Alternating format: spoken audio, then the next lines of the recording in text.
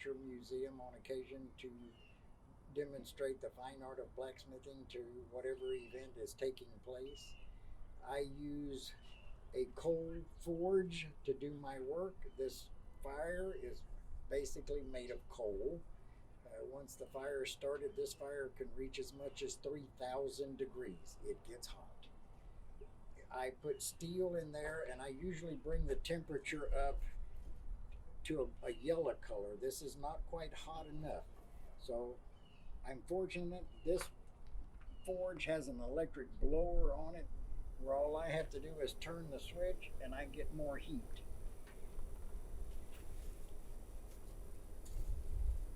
It doesn't take very long for that steel to get hot. And being that steel is a poor conductor of heat, this handle will not get hot the entire time that I'm going to be holding it while I am forging the end to a point. Once it reaches about 2,000 degrees, I will bring it out, place it on the anvil, and hit it with the hammer. One of the sayings everyone's heard, strike while the iron is hot. When the steel is hot, you work it before it cools, because cold steel does not move very fast, so it needs to go back in the fire when it is unbeatable.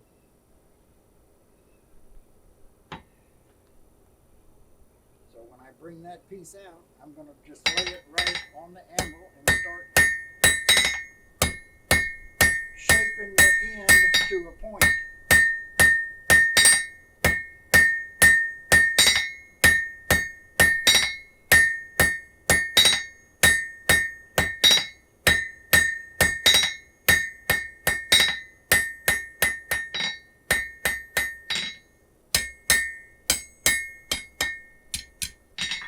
So I have actually achieved the desired point with that last heat.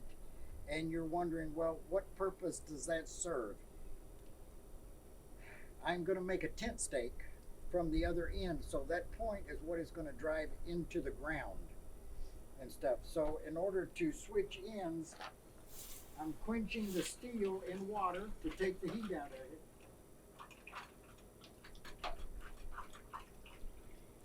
And when you see water on the steel, it is no longer hot to the touch.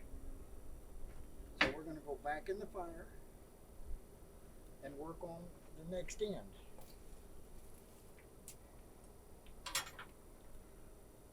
This will be shaped in order to have a hook where a rope or a cinch could be tied to in order to stabilize a tent post. I also make different types of campware, knives, fireplace pokers, spurs, choppers, anything that a client or person would want made out of steel. I usually do that. I'm just going to blunt this end.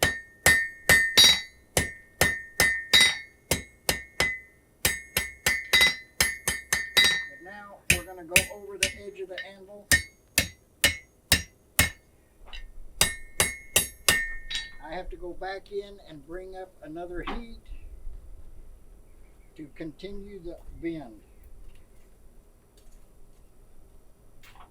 When I have that curve at the desired shape I want, I'm going to put a twist in the middle of the steel just to add a little decoration to it.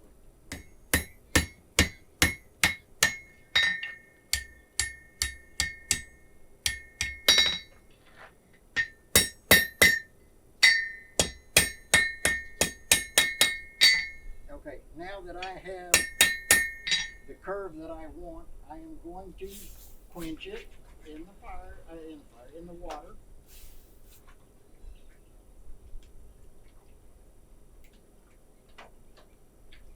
And then once again, once it's quenched just for 10 seconds, the heat is gone. And I can put it back in the fire, and we're going to heat it and put a twist in it now for decorative purposes.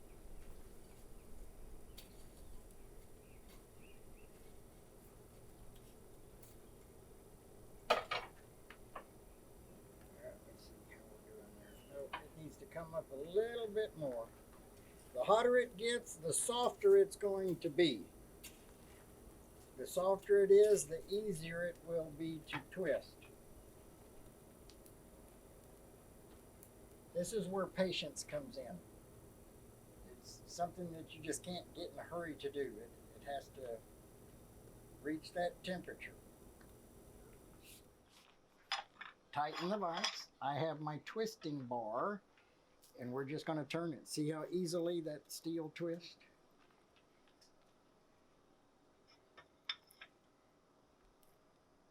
And I'm going to stop right there. I'm going to take this out of the vise. I'm going to knock off some of the scale.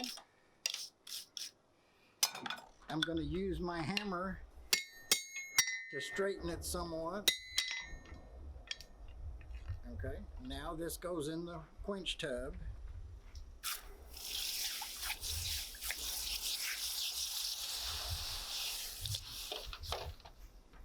You notice how it was steaming hot right there, but I'm able to hold it right there because it's just, the heat just doesn't travel.